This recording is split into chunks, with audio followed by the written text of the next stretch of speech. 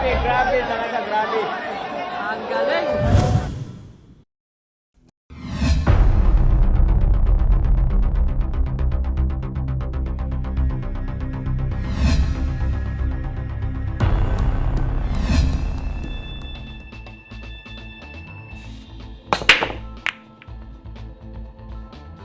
Alright, at nag-break nga si Efren Reyes at may nahulog na isang bola. Mataas na bola ang naihulog ni Reyes, mga kaibigan. Dito na tayo sa ikalawang o sa karugtong sa part 2 ng labanang ito. Na andito ang walang kamatayang magic ni Efren Reyes na nagbigay kasiyahan sa lahat ng manonood, mga kaibigan. Ituloy nyo lamang ang panonood sapagkat panapanabik, pahindik-hindik ang tiradang pinakakawalan ni Reyes, mga kaibigan. Dito sa rack number 8, nakalamang pa ng isa itong si Fedor Gorst, mga kaibigan. Subaybayan natin hanggang dulo. Let's go!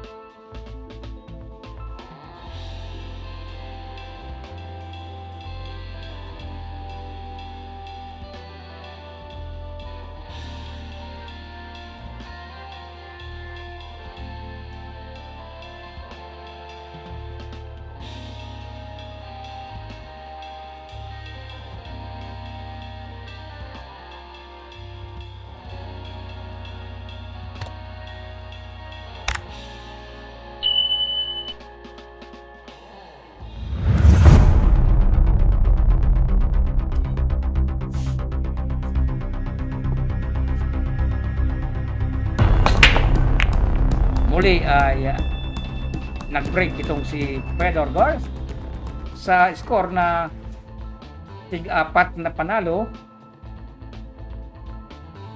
dito sa rack number 9. Uulitin ko, mga kaibigan, ito ay exhibition match ng dalawang matinding billiard players.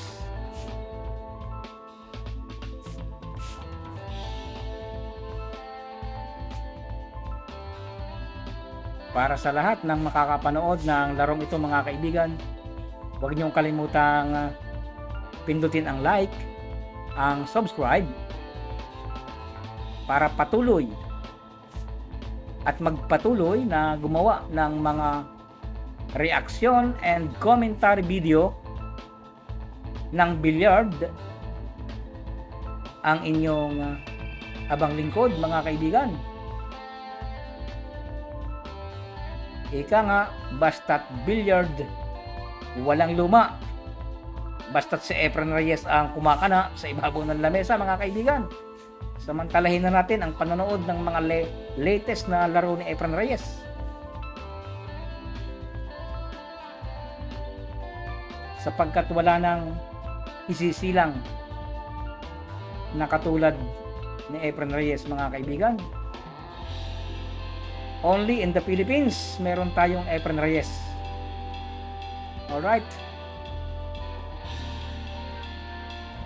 Para sa corner side pocket, ang 14 bolas na binitawan at susundan ata ng 9 para sa side pocket, mga kaibigan,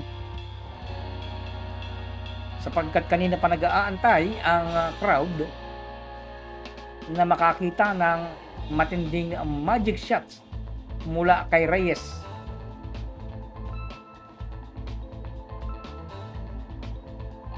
Tuloy tayo.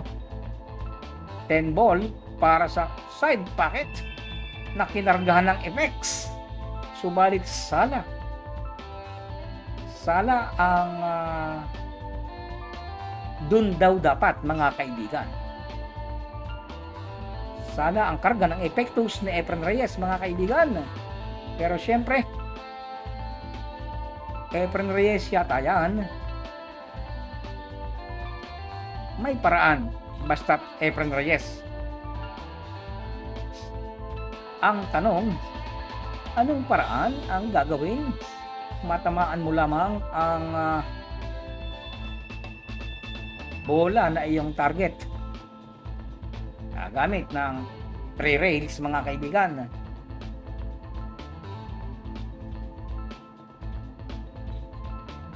Hindi na tinama, scratch pa, mga kaibigan.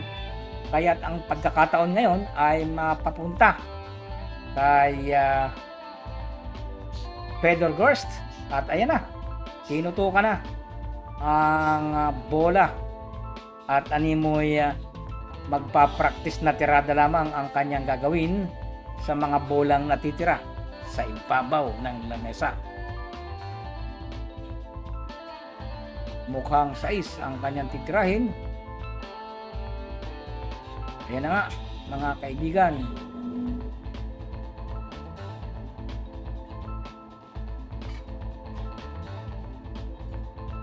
Inuulit natin sa lahat ng makakapanood ng larong ito, latest na laro ni Efren Reyes.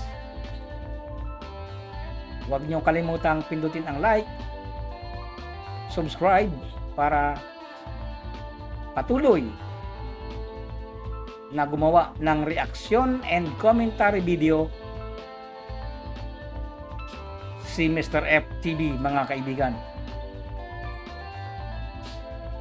Nasa reaction and commentary category tayo, kaya tayo ay nagsasalita dito sa inyong screen na inyo namang naririnig, mga kaibigan. Hindi pwedeng walang reaksyon at komentaryo. Alright, balik tayo sa lamesa. Balik tayo kay Fedor Gorst para sa kanyang huling bola. Siyempre, last ball, kailangan ng magic shot ni Fedor Gorst na siyang hiling ng manonood. Alright, scratch agad ang kanyang bola imano. Hindi pa pumasok, kaya't si Efren Reyes ang huling hahawak ng bola imano. Itutok muna sa Gis, Efren Reyes. Gis muna bago 8. Alright? At tinutukan na nga, mga kaibigan. Abangan natin ang magic shot na bibitawan ni Efren Bata Reyes.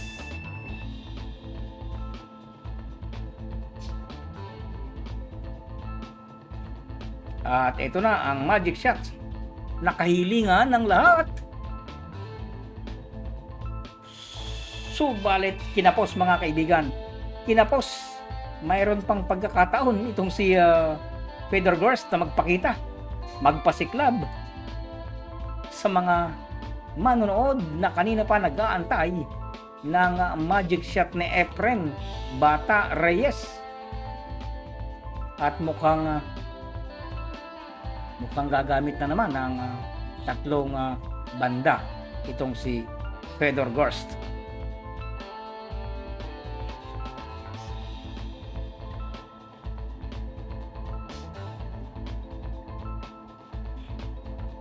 Dito ang target niya sa corner pocket sa harap mo, sa kabilang dulo, mga kaibigan. Gumamit siya ng ika-4 or 4 na banda. At dito sa puntong to, mga kaibigan, si Reyes na ang magpapakita ng mahika tirada. Kailangang ituturo mo kung saan ihuhulog para mas maging epektibo ang tirada mo, mga kaibigan. At ayan na nga, itinuro na ni Reyes kung saan niya ihuhulog ang 8 bolas na ito. Eto na. At binitawan na ni Reyes. Binitawan mga kaibigan with slow-mo effects mga kaibigan. Dito ang lundagan ng manonood ay hanggang doon na lamang ang sigawan at ang paghanga kay Reyes ay muling nag-init. Salamat sa inyong panonood.